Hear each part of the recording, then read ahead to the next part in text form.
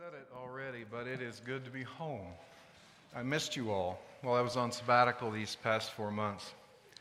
Seeing your faces coming into the worship service this morning, especially this week, I felt grateful for this place. In fact, more than this place, I felt grateful for the spirit of home that is present here because of you. And here on Homecoming Sunday, our annual celebration of gathering together after the long summer, when some Americans sense this week of being at home in the world has been threatened, we reflect on what it means to come home. The Vietnamese Buddhist monk Thich Nhat Hanh wrote about home in his book, Peace is Every Breath, where he said, quote, "Every step we make in awareness helps us get in touch with the wonders of life that are here available to us right now. As you breathe in, you can take a step and contemplate, I have arrived. I am home.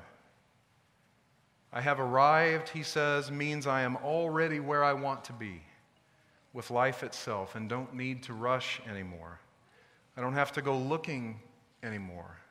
I'm home means I've come back to my true home, which is life here in the present moment." He concludes, you have arrived at your true home and the wonder of life that are there for you. You don't need to wander around looking for something more. You can say, I have arrived. I am home in the here, in the now. I think he's saying that home is a sense that you fit in, that you're welcome, that you are in a place in which you can be who you are born to be, nothing less and nothing more. The place I remember as my first home was a little house way out in the country, in the suburbs of Bedford, Indiana, if that tells you anything, in Guthrie, Indiana. Out my back door, there was a clothesline and most years a vegetable garden and the neighbor's pond and then just forest for as far as you could see. My brothers and I rode our bicycles up and down the little blacktop lane to my grandparents' house just about every day. We'd walk down to the old tin barn to play with the dog or lay out plans for our newest clubhouse fort or fight it out of sight of mom and dad. No pretense required. That was home.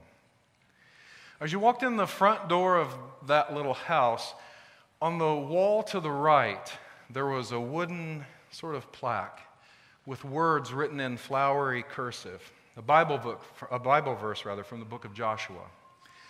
As a very young child, those words had a profound effect on me. It said, "As for me and my horse, we will save the land." And I thought, how nice. I had in my mind a sort of environmentalist cowboy riding out on the prairie, protecting God's great earth. After I learned cursive, I realized it actually said, "As for me and my house, we will serve the Lord." And this fit better with what I knew of our religious tradition.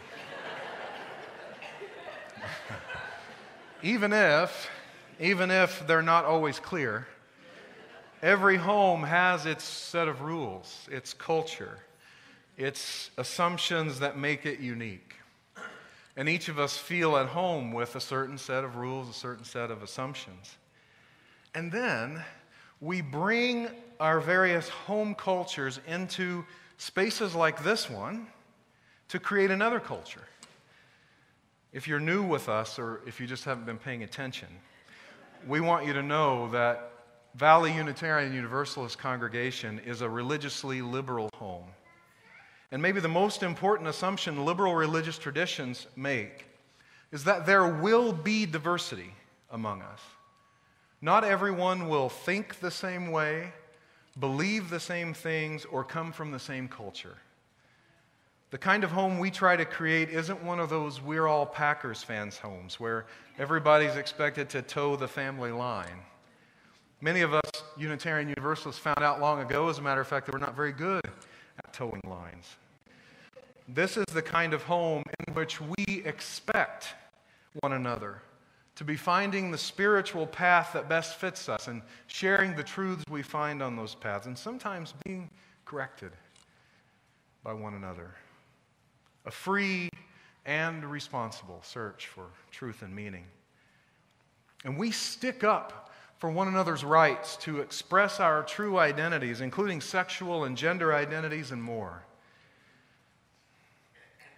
It isn't the most common kind of religious home, but it isn't really that unusual either.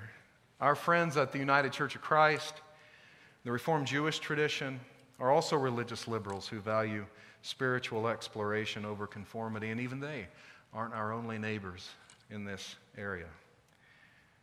Our assumption that there will be diversity, in fact, our celebration of human diversity, is paired with our belief that all human beings are born worthy of respect, no matter their nationality, their skin color, their gender identity, or sexual preferences, or social class, or differing abilities. We share inherent worth and dignity. These are our assumptions, the values around which we build our faith home.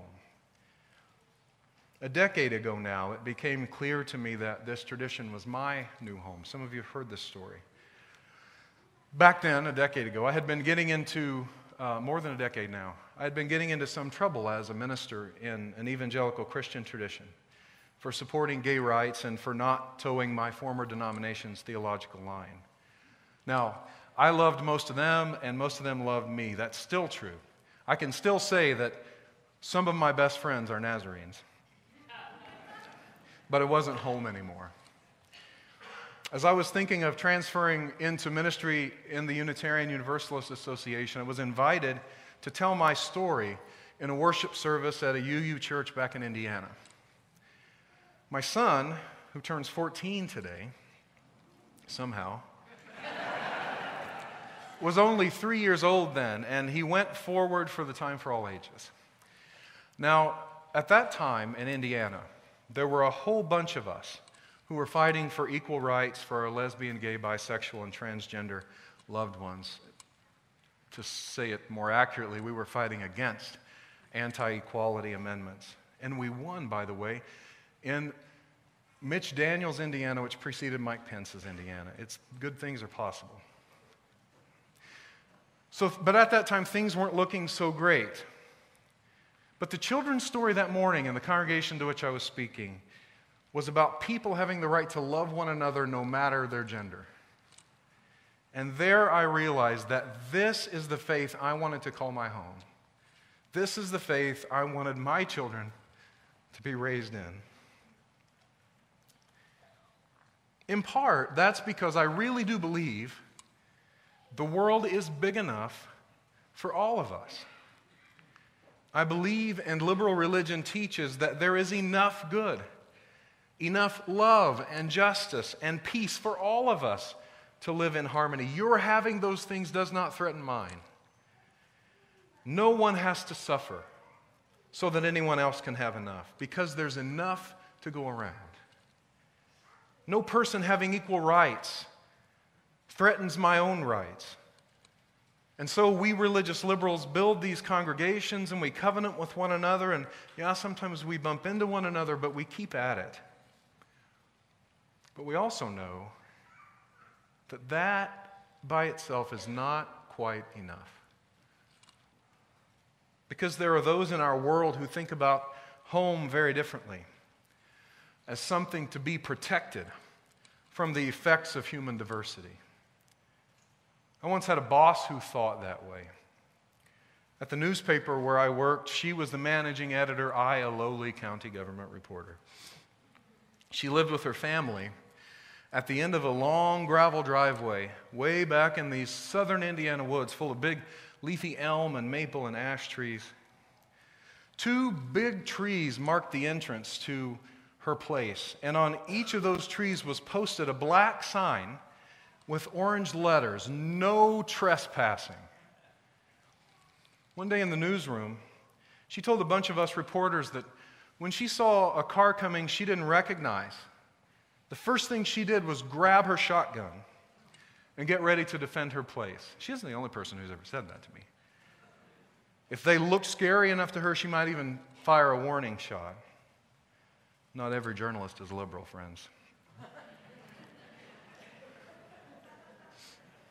The assumption in some circles seems to be that we have to protect what is ours because there isn't enough to go around, and our neighbors are looking to take away what we have. I believe this Tuesday was evidence that our nation is caught up in that kind of thinking.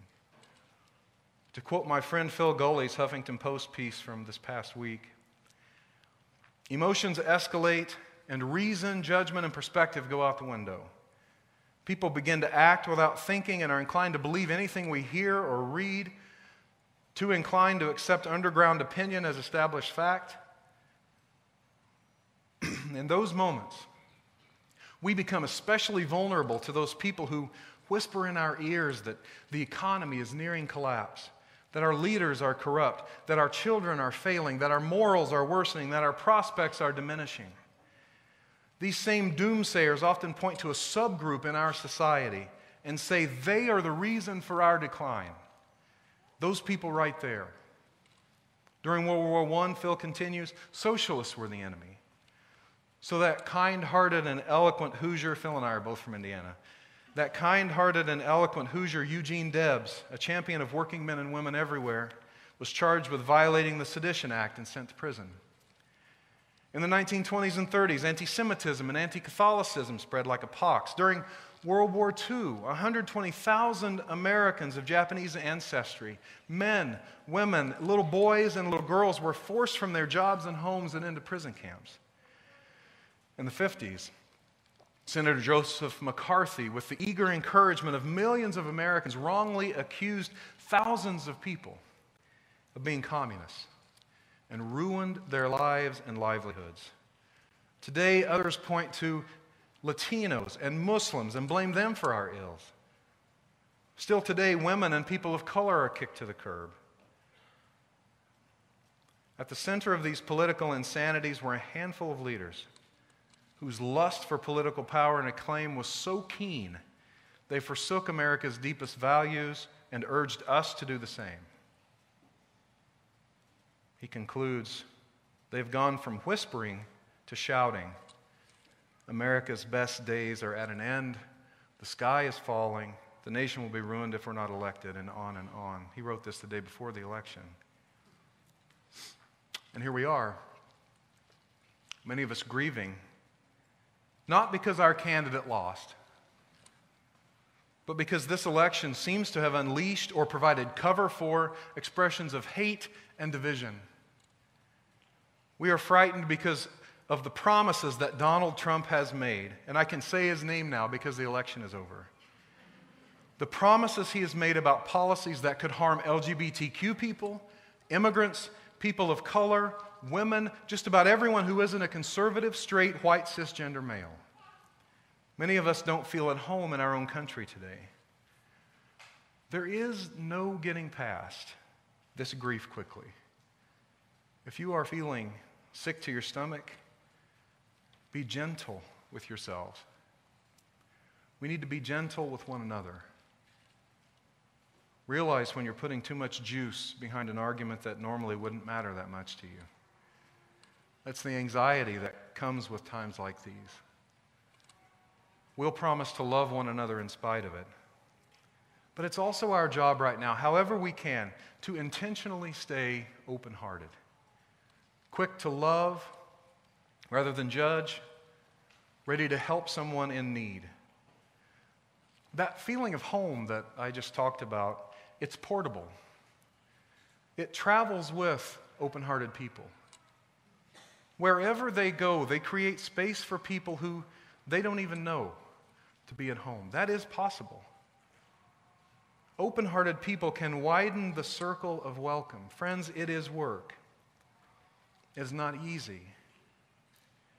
There's a symbol that makes this intention public. And if you're feeling ready to do something to show your solidarity with the oppressed in this country, this is a way. It's a simple safety pin, worn on your shirt or your jacket or your stole. It makes a great accessory to a Black Lives Matter button. It lets people know in a public way that you're a safe person to talk to. You're not anti-Muslim or anti-immigrant or anti-woman, none of that. And if someone's feeling threatened or just frightened or sad, you can be home for them. You're safe. It's not enough to wear a pin. We need to be committed to many other things. Someone mentioned to me, if we wear the pin and don't know how to de-escalate, we could get into trouble. So I am willing to commit to providing de-escalation training here at VUU as soon as we can.